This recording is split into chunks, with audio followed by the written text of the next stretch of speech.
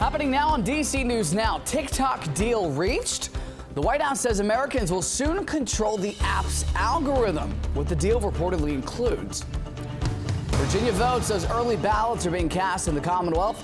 We've got the timeline to pick your candidates in those hotly contested statewide races. You've been warned. Drivers no longer getting off scot-free for speeding in school zones, where leaders are cracking down. And as we head into the back half of the weekend, will cloudy and cool rule the game? I'll talk about that coming up. I love that Daniels is hurt. I hope they got a backup quarterback can do what he do. Sideline, Jaden Daniels sitting on tomorrow's home game against the Raiders. Fans chiming in on the star quarterback taking time to recover from last week's injury. And grocery savings, how to pay less than everybody else the next time you fill up your cart at the supermarket. We're stretching your dollar. You're watching the station covering all of the DMV. This is DC News Now. Good Saturday evening, everyone. Thank you for joining us for DC News Now. I'm Ben Dennis. Only tonight, the White House says the United States has struck a deal to take control of TikTok's algorithm when used in America. White House Press Secretary Karoline Leavitt said the Trump administration is, quote, 100% confident that a deal is done. It all comes after President Trump repeatedly delayed the deadline for TikTok's owner to sell or be banned in the U.S., something Republicans and Democrats voted for and President Biden signed into law. Here's Leavitt this morning on Fox News. Deal means that TikTok will be majority owned by Americans in the United States. There will be 7 seats on the board that controls the app in the United States, and 6 of those seats will be Americans. And the data and privacy will be led by one of America's greatest tech companies, Oracle, and the algorithm will also be controlled by America as well. Karoline Leavitt added those details have been agreed upon, and she anticipates the deal to be signed in the coming days.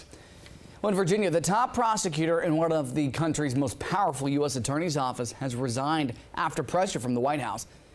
Just yesterday, President Trump said he wanted U.S. Attorney for the Eastern District of Virginia, Eric Siebert, out.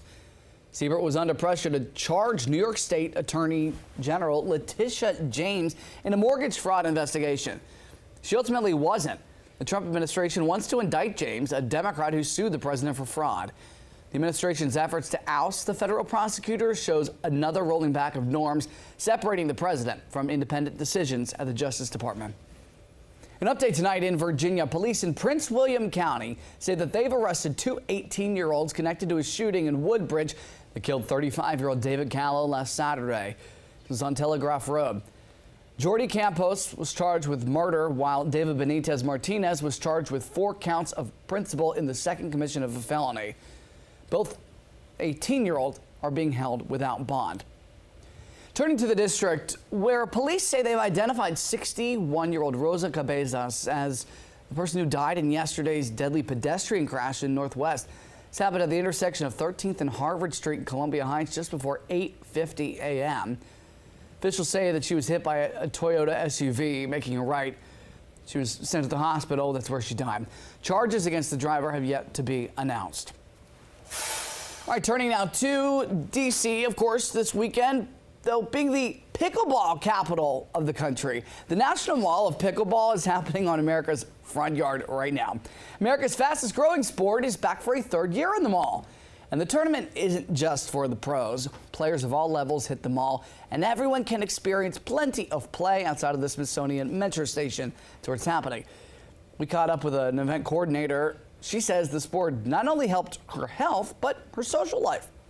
Pickleball is a life changer for me. I've been playing for 15 years. It's a great way to exercise. My number of people that I've met is just exploded because this pickleball is so social. The fun continues tomorrow. That was 9:04. Meteorologist Scott Simner standing by. Hey, if you're going to play some pickleball, you're going to want some sunshine. I doubt you want to be caught up in the rain, right? Yeah, and you know a sport is for everybody when your 88-year-old mother is playing pickleball. Yeah, so that's good news. It is a good sport for everyone, and you want good weather, obviously. Temperature right now, if you were under the lights playing pickleball late in the evening, well, it'd be 70 degrees. It'd be a little coolish, but it wouldn't be cold, that's for sure, under mostly cloudy skies.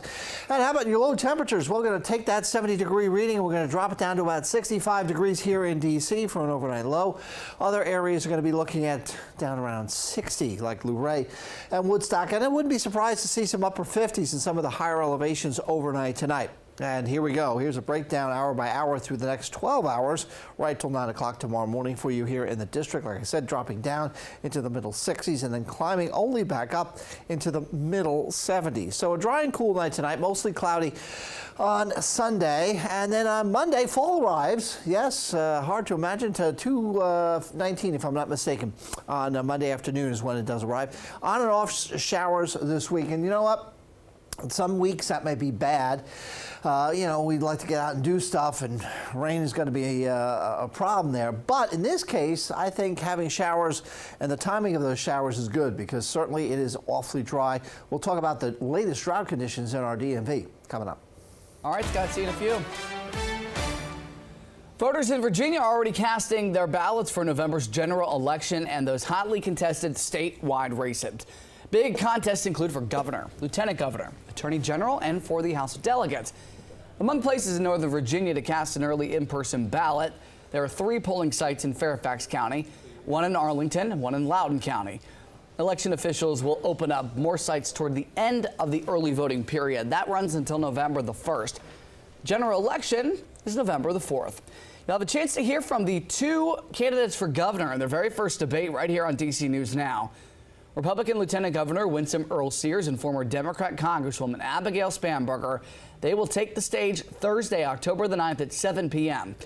The debate is hosted by our sister station, Wavy, and Norfolk State University. In the district, City Council member Robert White says that he's running to represent D.C. in Congress. He spoke to our colleagues with Sunrise on the Hill about his challenge to longtime incumbent Eleanor Holmes Norton. This comes as pressure mounts on the 88-year-old congressional delegate to retire. Now we need someone who can carry that torch, and she hasn't been able to show up to the fight in the same way. I would be honored to have her support, and I hope that's something that will happen before we get to the primary. We can't afford to lose any more ground in the district, and I think she cares enough about the city to put the city first right now. We reached out to Norton for comment and have not heard back. In Loudoun County, the days of getting off with a warning are almost over. Drivers around portions of Leesburg will be fined if they speed through school zones. DC News Now's Dave Laval reports from Harper Park Middle on what's being done to catch violators. When classes resume here Monday at Harper Park Middle School, Leesburg police will have an extra tool to help keep everyone safe. I think it's good and safe for the kids. Stephanie Klein is all for the new cameras that catch speeding drivers as they pass campus. Starting Monday, no more warnings. Violators will pay a $100 fine. I think it's important to keep our most vulnerable population safe, which is our children. So I think we should definitely make that a priority these days. The cameras have been in place since August 21st. They catch drivers who go at least 10 miles an hour over the speed limit when flashing lights tell you what that is. Jeremy Martinez also supports the cameras. Because it is the school zones, I do understand why it would force people to keep that in mind to slow down for the betterment of the children. Harper Park Elementary is one of 4 schools around the city to have the cameras. Police selected the locations based on such things as high traffic volumes, persistent speeding, and significant pedestrian traffic. $100 is pretty hefty, but I do understand that it has to be a hefty fine to really cement it in people's heads to just slow down, especially around the children. Cameras have also been placed at Loudoun County High, John Tolbert Elementary, and Balls Bluff Elementary schools. But again, no more warnings after Sunday. Starting Monday, violators will be fined $100. In Leesburg, Virginia, Dave Laval, DC News Now. Our thanks to Dave. Well, Commanders fans will not spot Jayden Daniels on the field for tomorrow's home game against the Raiders. Our Jan Maurice reports as Daniels is bouncing back from a knee injury. To be clear, Jayden will not play Sunday. Correct. Fans were hoping to see Commanders quarterback Jayden Daniels take the field against the Raiders on Sunday, but they'll have to wait as he recovers from his knee injury. I don't love that Daniels is hurt. It's going to be tight. They're going to miss him. They're going to miss him. I hope they got a backup quarterback can do what he do. Some Commanders fans say this is a chance for the backup quarterback, Marcus Mariota, to step in and prove himself. Oh, I'm not worried at all. The backup quarterback was one of my favorite quarterbacks in college, Marcus Mariota. Rooting for Mariota, all right? He's a Heisman Trophy winner, too. He's a former first-round pick. Sunday's game will also pit Mariota against his former team. He played for the Raiders from 2020 to 2021. There's an opportunity to play against his old team, so I think this will be a little motivation like that. Looking forward to him going out there and putting up a lot of points. I think they can still win, though. And of course, Raiders fans in town for the game aren't hiding their excitement. They're hoping for a W. I think we're going to run the ball more for the Raiders. Ashton Genty's really going to show out, and I think we're going to beat the Commanders. I'm hoping we have more of the first game for the Raiders than we did the second game of the Raiders. For Commanders fans, it's about holding on to hope and trusting the team. I'm playing and hoping. I put my money on it. Win. Win. I mean, we really need this one. We have all these division games coming up, so we just got to buckle down against a team that's not better than us. Our thanks to Yamari for that report. Tomorrow's game kicks off at 1 p.m. at Northwest Stadium. Travelers, heads up if you ride Metro. WMATA says free shuttle buses will replace trains this weekend on the Red Line between Union Station and Rhode Island Avenue. They also say Noma Gallaudet Station is closed and trains on the Orange Line will run on a single track between Cheverly and New Carrollton. When Virginia Prince William County police are looking for a man who they say tried to sexually assault a woman during a concert at Jiffy Lube Live Tuesday night. Police say the man threatened her with a knife and forced her into the woods.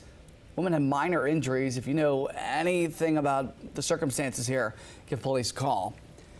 Back in the district, police say that 2 women and a man were hurt in separate stabbings on Benning Road yesterday. Are they connected? Well, police were called to the first stabbing near Hechinger Mall around 5 p.m. They found a man suffering from his stab wounds. Police now searching for 3 men they believe are connected. Meantime, 2 hours later, around 7:25, police were called to another stabbing near Blow Pierce Elementary School. They found 2 women they say were assaulted by 4 other women. Police have arrested one of the suspects, and police say both stabbings are not related. Coming up, we're helping you stretch your dollar, helping you look for secret savings down the grocery aisle. Plus, where things stand if Jimmy Kimmel gets the keys back to his late night show. All this and more, and your full forecast coming up.